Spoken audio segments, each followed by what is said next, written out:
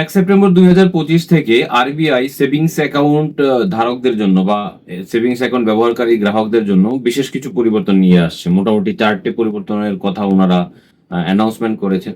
Basically last বেশ কয়েক বছর বা কিছু সময় ধরে আমরা লক্ষ্য করছি যে গ্রাহকদের জন্য বিশেষ ফ্যাসিলিটির কথা ভাবা হয় ঠিকই, কিন্তু শেষ পর্যন্ত গিয়ে সেটা কতদূর পর্যন্ত ফ্যাসিলিটিতে কনভার্ট হয় আর কতদূর পর্যন্ত যন্ত্রণায় কনভার্ট হয় তাও আমরা দেখতে পেয়েছি।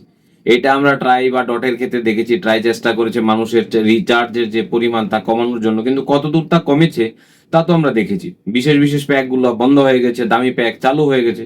সো চলুন তবু আরবিআই সিস্টেম দেখে নিই আরবিআই কি বলতে চাইছে 1 সেপ্টেম্বর থেকে ওনার কি কি পরিবর্তন আনবে।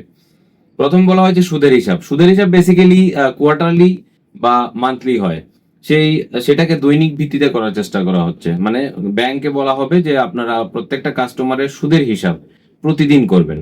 প্রতিদিন মানে আজ রাত 12টা পর্যন্ত আপনার অ্যাকাউন্টে যেই টাকা ছিল, বাৎসরিক যদি 4% আপনার সুদ হয়, তাহলে একদিনের সুদের হারে যা হওয়ার কথা তা সেই দিনই যাতে ক্রেডিট হয় বা সেই দিনে যাতে হিসাব হয়, সেটাই সেদিন ক্রেডিট হলে ভালো। কারণ নেক্সট ডেতে আবার সেম ভাবে পয়সা তো থাকছে, ব্যাংক তো প্রতিদিন প্রফিট করছে, তাহলে সে প্রতিদিনের প্রফিট প্রতিদিন কেন দেবে না, সে মান্থলি বা কোয়ার্টারলি কেন দেবে?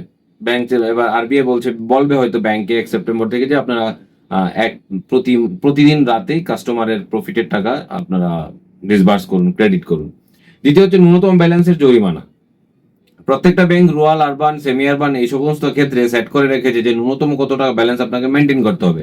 কিছু অ্যাকাউন্ট জিরো ব্যালেন্স আছে, নো ফ্রিল অ্যাকাউন্ট যেগুলো হয়, জনধন যোজনা অ্যাকাউন্ট, এগুলা মিনিমাম মেনটেন্স ব্যালেন্সেই চলে।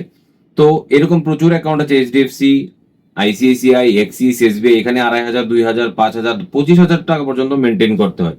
প্রতিটা ব্যাংকের জন্য সেটা আলাদা। এবার আরবিআই বলছে না, এটা স্পষ্টভাবে জানাতে হবে এবং সবার সেম হতে হবে, যাতে করে গ্রাহকের মানে কোন প্রকার দ্বিধা না থাকে। তার কারণ হচ্ছে স্বচ্ছতা, নিশ্চয়তা নিশ্চিন্ত করা। বিনামূল্যে এটিএম লেনদেন। ব্যাংক নির্দিষ্ট সীমিত স্পষ্টতা কিছুই নেই।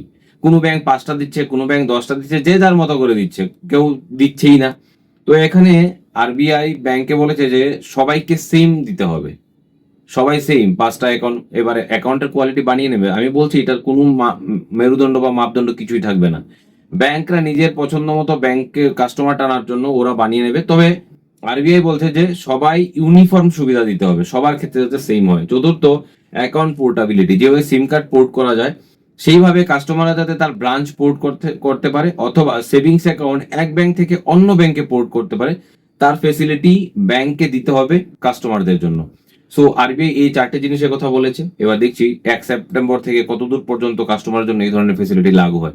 আশা করছি দারুণ ফেসিলিটির কথা আরবিআই মানুষের জন্য বলছে, কিন্তু আদৌ